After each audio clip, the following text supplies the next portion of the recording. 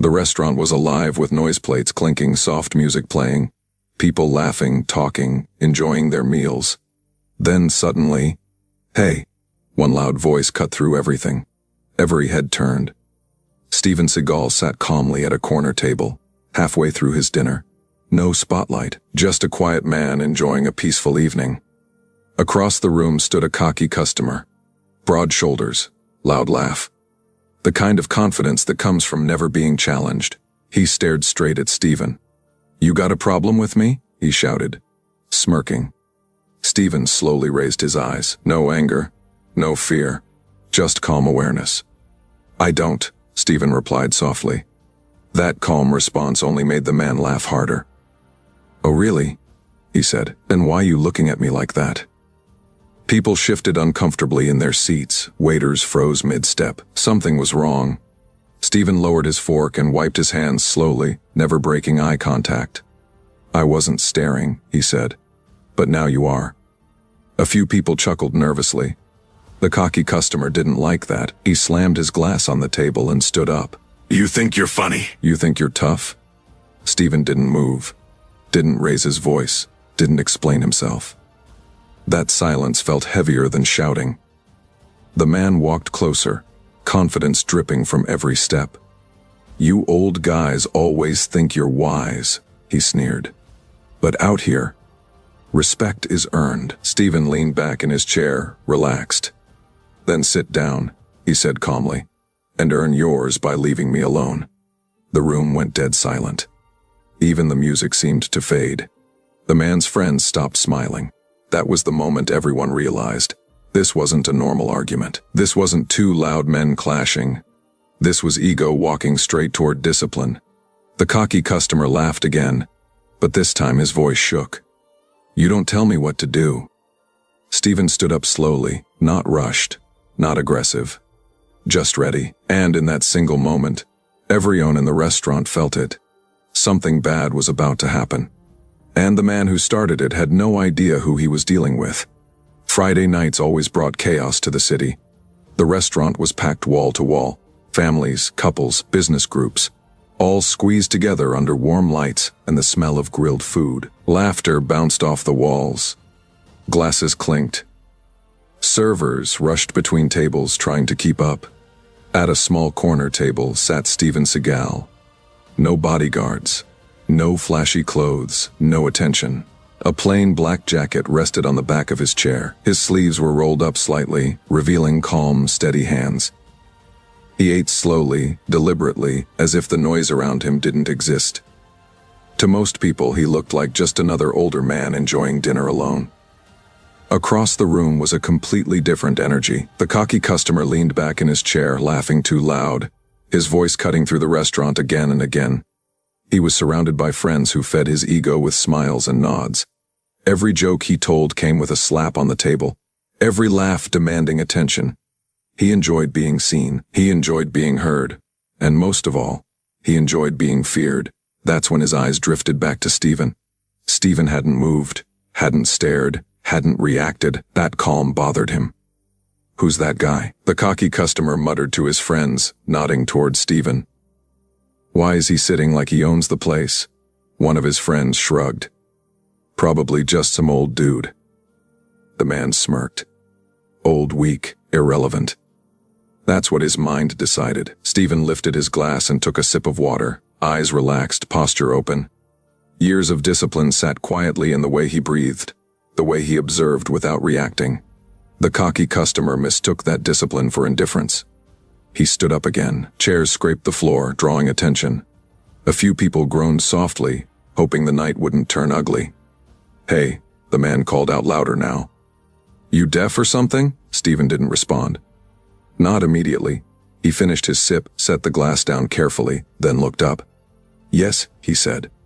One word, calm, controlled. The man laughed loudly.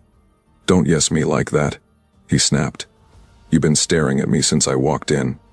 Steven shook his head slightly. "No," he said. "I was enjoying my meal." A waiter nearby froze, sensing the tension. The cocky customer walked a few steps closer, invading Steven's space. "People like you always lie," he sneered. Think because you're older, you deserve respect. Stephen's expression didn't change. Your respect isn't demanded, he replied evenly. It's given. That answer hit harder than an insult. The man's friends shifted in their seats, suddenly unsure. Bro, sit down, one whispered. Just leave it. But ego doesn't listen to reason. The cocky customer leaned closer, his shadow falling over Stephen's table. You don't talk to me like that, he said. I've put people in the hospital for less. Stephen finally pushed his chair back slightly, not in fear, but to give space. I don't want trouble, he said calmly, but I won't accept disrespect. The restaurant was nearly silent now. Forks paused midair. Eyes locked onto the scene. The man scoffed. Look at you, he mocked, trying to sound tough. Stephen met his eyes, steady and unreadable. I'm not trying, he said. That was the moment. The moment the room changed, because something in Stephen's voice, quiet, grounded, unshaken, made people uneasy. This wasn't a man pretending to be strong. This was a man who had nothing to prove. And the cocky customer. He was walking straight into a lesson he would never forget. The silence inside the restaurant felt unnatural. It wasn't peaceful. It was tense, tight, heavy, suffocating. Every person in the room could feel it. The cocky customer stood inches from Stephen's table, chest puffed out, fists flexing like he wanted everyone to notice. His friends watched closely now, smiles gone, replaced by unease. This wasn't entertainment anymore. This was turning into something dangerous. You hear how quiet it is, the man said loudly, spreading his arms. That's fear. A few people shifted uncomfortably. Stephen remained seated. Not slouched, not defensive, just calm. You should sit down, Stephen said again, voice low but clear. This doesn't end well for you. That sentence lit a fire. The man laughed sharply, pointing at Stephen. You hear this guy? He shouted to the room. He thinks he's threatening me. A nervous laugh echoed from somewhere in the back. Stephen slowly stood up this time, not to fight, but because the man had crossed into his space completely. He adjusted his chair calmly, making sure it didn't scrape the floor. Small details. Controlled movements people noticed. The cocky customer stepped back half a step, then his ego caught up. You standing now? He scoffed. About time. He leaned forward, face inches from Stephen's. Say it again, he whispered. Tell me what happens. Stephen looked him straight in the eyes. No challenge, no hate, just truth. You're angry because you feel small, Stephen said quietly. And you want an audience. That hit deeper than any punch. The man's jaw tightened. His face flushed red. Shut up, he snapped. Stephen didn't. You don't want a fight, he continued calmly. You want validation. The crowd went completely still. Even the staff behind the counter stopped moving. The cocky customer shoved Stephen's chest with one hand, not hard enough to knock him back, just enough to provoke. Gasps filled the room. That was it. The line was crossed. Stephen looked down at the man's hand on his chest, then back up. This is your last warning, he said. The man laughed again, but this time it sounded forced. You gonna cry, he mocked. Or you gonna swing? Stephen didn't raise his hands, didn't clench his fists. That scared people, because trained men don't rush. They wait. The cocky customer turned slightly toward his friends. You see this? He said loudly. Old man thinks he's a monk. That distraction cost him everything. In a blink, Stephen shifted his weight. Subtle, precise. The movement was so smooth it barely registered until it was over. The man grabbed at Stephen's jacket. Big mistake. Stephen trapped his wrist, twisted just enough to control. Not break. Pain flashed across the man's face instantly. Ah! The scream echoed. Stephen stepped in close, voice calm, almost instructional. I asked you to sit down, he said. The man tried to pull back. He couldn't. Stephen's grip tightened, not brutal, just absolute. The joint lock forced the man forward, down onto one knee. Gasps turned into shock. People stood up from their tables. Phones came out. The cocky customer's confidence evaporated. Let go, he shouted, panic creeping in. Stephen leaned in slightly. This ends now, he said. The man swung wildly with his free hand. He never landed. Stephen shifted, redirected the arm, and with one smooth motion placed the man flat on the floor. No punches. No chaos. Just control. The restaurant erupted into stunned silence. The cocky customer lay there, breathing hard, eyes wide. Not from pain alone, but from realization. He hadn't been fighting a normal man. He had attacked discipline. And discipline doesn't lose. Stephen stepped back slowly, hands relaxed at his sides. "This could have been avoided," he said calmly. And for the first time that night, the cocky customer felt something he'd never felt before. Fear. For a moment, no one moved. No applause, no shouting, no screaming. Just silence. The kind of silence that follows something people weren't prepared to witness.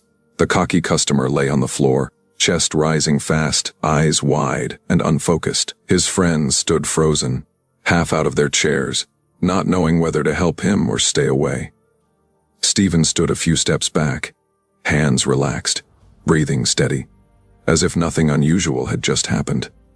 A glass shattered somewhere in the back. The sharp sound made people flinch, breaking the trance. Whispers began spreading through the room like wildfire. "Did you see that? He didn't even hit him." That was terrifying. The manager rushed out from behind the counter, face pale, hands raised. Hey, everyone calm down," he said, though his own voice trembled.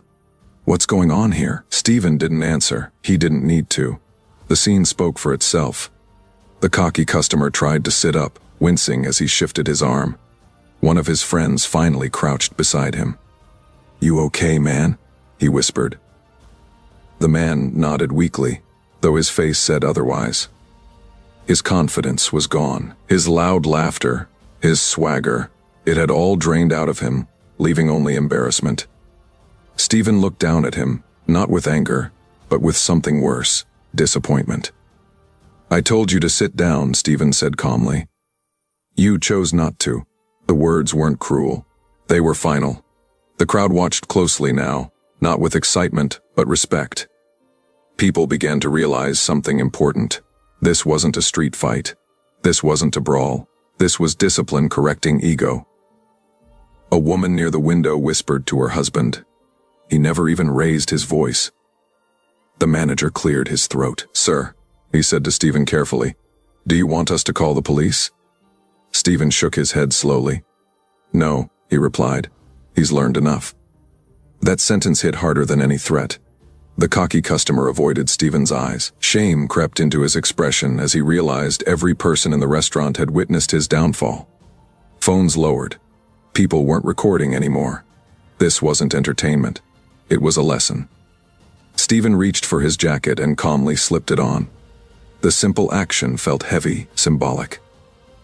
Dinner was over. As he turned to leave, an older waiter stepped forward, hesitantly. "Sir," the waiter said softly, "thank you for not making it worse." Stephen gave a small nod. "Violence should be the last teacher," he replied. But sometimes ego refuses to listen. The cocky customer finally spoke, his voice low and broken. "I didn't know." Stephen stopped at the door but didn't turn around. "You didn't need to," he said. "You just needed respect." The man swallowed hard. Regret settled in, not because of the pain in his arm, but because of the humiliation in his heart. The restaurant slowly returned to life. Conversations resumed in whispers. Waiters moved cautiously. The music started again, softer this time, but something had changed. People sat differently, quieter, or aware. The door closed behind him with a soft click. Inside, the cocky customer sat in silence, surrounded by friends who no longer looked impressed. For the first time in a long time, he understood the cost of arrogance. And everyone who witnessed it left the restaurant carrying the same lesson. Real power doesn't shout.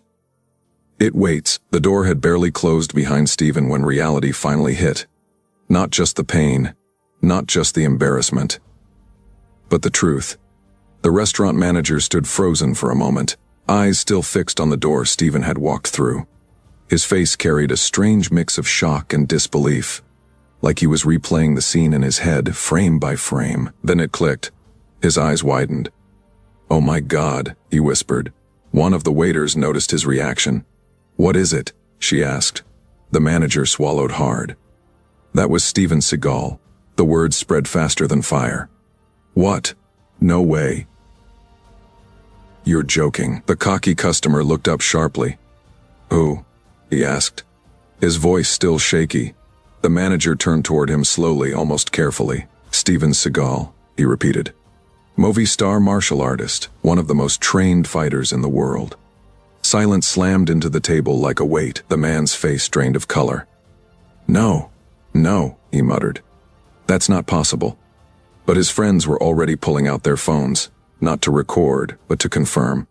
One by one, screens lit up photos, videos, fighting demonstrations, interviews. Then someone said it out loud. "That's him." The cocky customer stared at the screen, then down at his own trembling hands. Reality crashed in. He hadn't challenged an ordinary man. He hadn't bullied someone weaker. He had picked a fight with a master, a man trained in control, discipline, and restraint. The laughter he'd carried all night twisted into shame, I thought. He began, then stopped. There was nothing left to say. The manager exhaled slowly and turned to the staff. "That explains everything," he said quietly. "The calm, the control." The cocky customer lowered his head. "I didn't know," he whispered again. One of his friends snapped back, anger mixed with embarrassment. "That doesn't matter," he said. "You don't treat people like that, famous or not." Those words hit harder than the fall. The man pressed his lips together, fighting the tightness in his chest. Across the room, a woman spoke softly to her table. "He warned him," she said, more than once. Another man nodded. "That wasn't violence," he added. "That was restraint." The cocky customer finally stood up slowly, carefully testing his arm. Pain flared. But it was nothing compared to the burning realization in his mind. He had mistaken silence for weakness, and paid for it publicly. The manager cleared his throat. "Sir," he said, addressing the cocky customer, "I think it's best if you leave for the night." No argument, no protest. The man nodded and slipped on his jacket. His friends followed quietly, no jokes, no laughter. As they reached the exit, the cocky customer paused and looked at the door Steven had walked through. For the first time, fear was gone. What remained was something heavier. Regret outside, the cool air hit his face. "I messed up," he said quietly. No one disagreed. Back inside, conversation slowly returned, but the energy was different now. People weren't excited. They were thoughtful.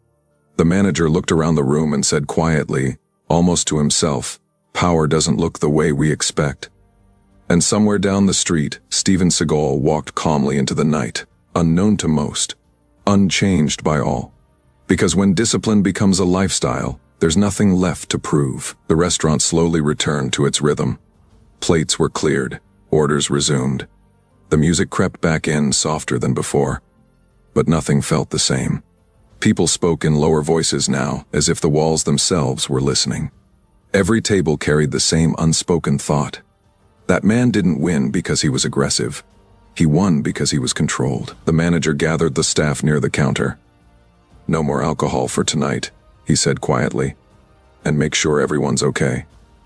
One of the waiters nodded. "That man. He showed more restraint than anyone I've ever seen." The manager agreed. "That's real power," he said, knowing when to stop. Across town, Steven Seagal walked alone under the streetlights. His pace was unhurried. The night air was cool, calming.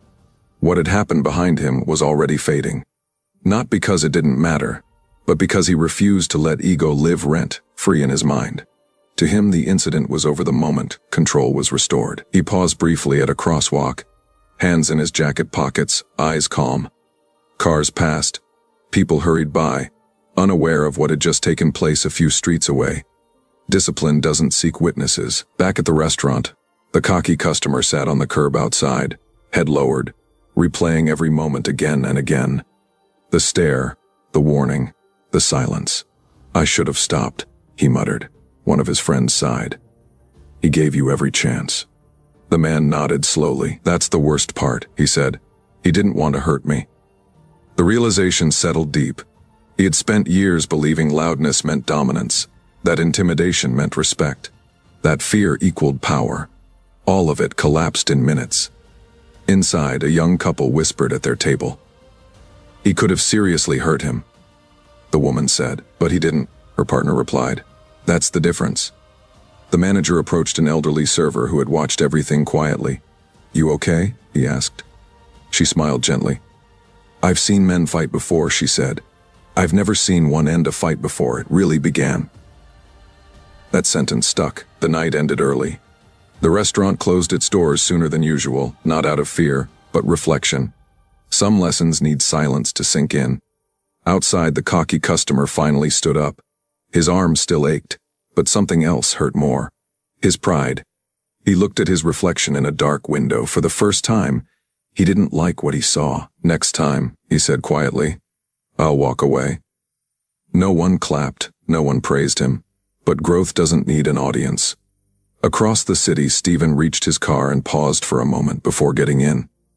He looked up at the sky, breathing slowly. Control, restraint, balance, principles learned long ago, reinforced once again. He drove off without thinking about applause, recognition, or revenge. Because true mastery isn't about defeating others. It's about mastering yourself. And somewhere behind him, a loud man learned the hardest lesson of his life. That real strength is calm, real power is quiet. And regret always arrives too late for ego. By the next morning, the incident had already become a story. Not a viral clip. Not a loud headline, but a quiet lesson passed from person to person. People who were in that restaurant didn't talk about punches or pain. They talked about control. About how one calm man stopped chaos without becoming it. Because what they witnessed wasn't violence. It was discipline. Steven Seagal never went back to that restaurant. He didn't check comments. He didn't wait for recognition. To him, the night was just another reminder of a truth he had lived by for decades. Ego looks for fights. Discipline avoids them. The cocky customer, however, carried the lesson everywhere. At work, he spoke less. At home, he listened more. In public, he thought twice before raising his voice. Not because he was afraid of Steven Seagal, but because he finally understood something deeper. Strength isn't loud. Weakness is. He remembered the warning he ignored, the calm voice that tried to stop him. The moment silence felt heavier than shouting. That silence followed him for weeks. Because real lessons don't fade. They reshape you. Most people think power comes from dominance, from winning arguments, from making others feel small. But that night proved something different. Power is walking away when your ego wants applause. Power is control when you have the ability to destroy. Power is choosing restraint when chaos invites you in. Steven didn't humiliate him for revenge. He didn't escalate for pride. He ended the situation because it needed to end. That's leadership, that's mastery, and that's why the lesson matters to all of us. Every day we face moments like that restaurant. Someone disrespects us. Someone tests us. Someone tries to provoke a reaction. And in those moments, we choose who we are. Do we let ego speak first? Or do we let discipline decide? Because once ego takes control, regret is never far behind. That night wasn't about fame. It wasn't about age. It wasn't about fighting. It was about misunderstanding silence. Too many people mistake calm for weakness. Too many confuse volume with strength. But the strongest people in the room are often the quietest. They don't need validation. They don't need to prove anything. They already know who they are. And when they move with purpose. So remember this, never judge someone by how quietly they sit. Never provoke someone who has nothing to prove. And never assume restraint means fear. Because some people don't fight often. But when they do, it's already over. Comment.